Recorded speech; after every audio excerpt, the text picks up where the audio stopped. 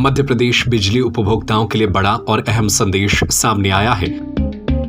राज्य के ऊर्जा मंत्री प्रद्युमन सिंह तोमर ने साफ कर दिया है कि अब घरों में लगाए जाने वाले स्मार्ट मीटर का भुगतान उपभोक्ताओं को स्वयं करना होगा। सन 2002 से संचालित श्री हनुमंत छाया ज्वेलर्स असली सोना कुशल कारीगरी सोने चांदी के विक्रेता, मेडिकल कॉलेज के आगे, दिल्ली रोड, सागर। शिवपुरी प्रवास के दौरान पत्रकारों से चर्चा करते हुए मंत्री ने कहा कि स्मार्ट मीटर योजना पर बड़ी बिजली कंपनियों को भारी खर्च उठाना पड़ रहा है, इसलिए यह राशि चरणबद्ध तरीके से उपभोक्ताओं से वसूली की जाएगी। ऊर्जा मंत्री ने बताया कि स्मार्ट मीटर लगाने पर बिजली कंपनी को लगभग 700 करोड़ रुपए का खर्च आ रहा है। इस खर्च की भरपाई के लिए सरकार ने टैरिफ तय कर दिया है।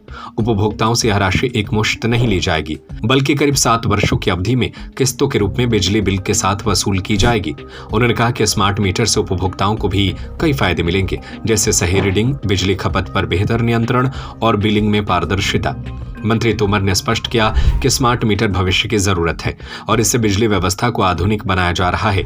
उन्होंने भरोसा दिलाया कि उपभोक्ताओं पर एक साथ कोई अतिरिक्त आर्थिक बोझ नहीं पड़ेगा, बल्कि धीरे धीरे भुगतान लिया जाएगा। ये आपने पहली बात तो ये त्रुटि, ये गलत प्रश्न है आपका। थोड़ा सा पैसा उपभोक्ता से ही, स्मार्ट मीटर का भी पैसा उपभोक्ता से ही लिया जाएगा। मेरी बात सुन, आप पहली बार बोल रहे हैं ना, उपभोक्ता ही देगा, पर उसकी 7 साल तक उस पैसे का इसकी बाई उसका पैसे का जनता से मीटर जो बिल आएगा उसमें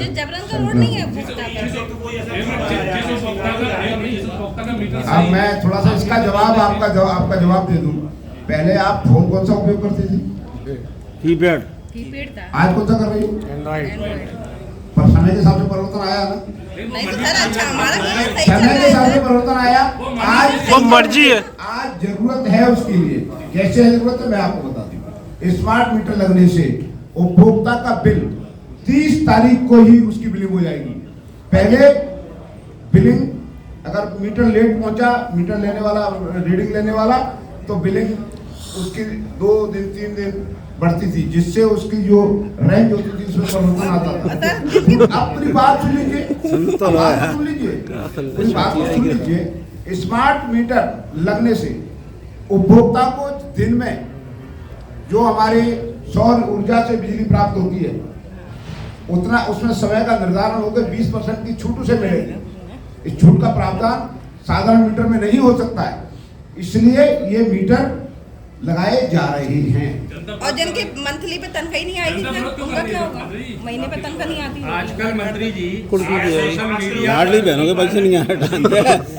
पिछले 1.5 महीने से अब मेरा ये कहना है कि बीवी जीराम पे पत्रकार वार्ता थी। सुनो जीराम, अरे मंत्री जी, जीराम जी भी मेरा सवाल है। आजकल आप राममय ज्यादा नजर आते हैं, जय जय सिया राम सोशल मीडिया साथ।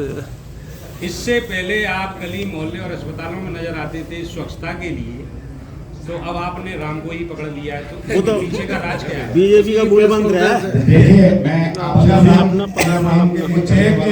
एक मिनट में आपकी बात से जवाब दूं। ये तो व्यक्तिगत एक हिस्सा है जिंदगी का, परंतु आपने अभी 25 दिन पहले मैंने रात्रि भ्रमण अस्पताल में भी किया। ये क्रम में मेरे में कोई परिवर्तन नहीं। मैं आपके शिवपुरी में भ्रमण किया। जहां मैं जाता हूं, जो काम की प्रक्रिया मेरी पहले थी वो आज भी है।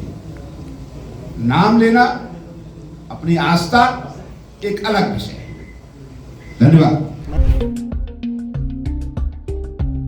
इस दौरान पत्रकारों ने ऊर्जा मंत्री से मनरेगा योजना का नाम जीराम जी योजना रखे जाने को लेकर भी सवाल किया। इस पर मंत्री ने बेबाक जवाब देते हुए कहा कि आम जनता को इस नाम से कोई परेशानी नहीं है, बल्कि परेशानी केवल कांग्रेस को हो रही है। उन्होंने तंज कसते हुए कहा कि कांग्रेस आज भी केवल नेहरू परिवार की राजनीति में उलझी हुई है, जबकि सरकार जनता के हित में योजनाएं चला रही है। ऊर्जा मंत्री के इस बयान के बाद स्मार्ट मीटर को लेकर राजनीतिक और सामाजिक चर्चाएं तेज हो गई हैं। जहां एक ओर सरकार इसे सुधार और पारदर्शिता की दिशा में बड़ा कदम बता रही है, वहीं दूसरी ओर उपभोक्ताओं में अतिरिक्त भुगतान को लेकर सवाल भी उठने लगे हैं। फिलहाल ऊर्जा मंत्री के इस स्पष्ट बयान के बाद यह तय हो गया है कि मध्य प्रदेश में स्मार्ट मीटर की लागत अंततः उपभोक्ताओं को ही वहन करनी होगी, भले ही भुगतान की प्रक्रिया लंबी और किस्तों में क्यों न हो। आप ये देखिएगा कि इसमें आपका हाजिरी के लिए जो अटेंडेंस है उसके लिए पुख्ता अब जो है थंब प्रिंट किया गया है वो तो पहले भी होता तत्काल। था सर, नहीं पहले भी था ये सर। पहले से पहले फोटो मास्टर रोल और फोटो होते थे, आप समझिए। तो उसमें तो एडजस्टमेंट होता था, इसमें थंब में एडजस्टमेंट नहीं होगा। मनरेगा का फंड केंद्र सरकार देती थी लेकिन इसका नहीं देगी। इसका भी देखिए ना 60%, 60 और 40 का हिस्सा है। नहीं, इसमें जो मूल रूप से बात है, योजना कोई भी लागू होती है तो उस योजना में अमेंडमेंट करने का अधिकार सरकार को रहता है। सरकार इसमें कोई भी अमेंडमेंट ला सकती है। 100 दिन की जगह इसको 125 दिन का भी कर सकती थी। कांग्रेस का कहना ये है, किया है, जो अमेंडमेंट किए हैं वो सारे अच्छे अमेंडमेंट हैं। कांग्रेस का आरोप ये है कि जो नाम बदला गया है योजना का, वो शायद नाम इसलिए बदला गया है कि भारतीय जनता पार्टी को महात्मा गांधी का नाम पसंद है, इसलिए उन्होंने जी राम जी योजना की है। देखिए, मैं आपको स्पष्ट कर देना चाहता हूं, कांग्रेस पार्टी को सिर्फ नेहरू परिवार के नाम याद हैं। जितनी भी देश में जो योजनाएं चल रही थी वो सरदार वल्लभ भाई पटेल को क्यों भूल गई थी कांग्रेस? क्यों, कौन याद कर रहा है आज? महात्मा गांधी तो अलग है। और मेरी बात तो सुन लीजिए साहब, मैं बात आपसे पूरी बात तो मुझे पूरी बात तो करने दीजिए। महात्मा गांधी जी के नाम में पे भी हमारी भारतीय जनता पार्टी उनके मान सम्मान में के अनुरूप काम करती है। उनकी जो भी योजनाएं हैं उनको उनके नाम से चल रही हैं, परंतु उसमें जो भारत सरकार ने जो परिवर्तन किया है, उस परिवर्तन में वो नाम की जगह पे उसको वास्तविक जो नाम है भारत विकास रोजगार गारंटी योजना, उसको नाम दिया गया है। इसलिए एक बात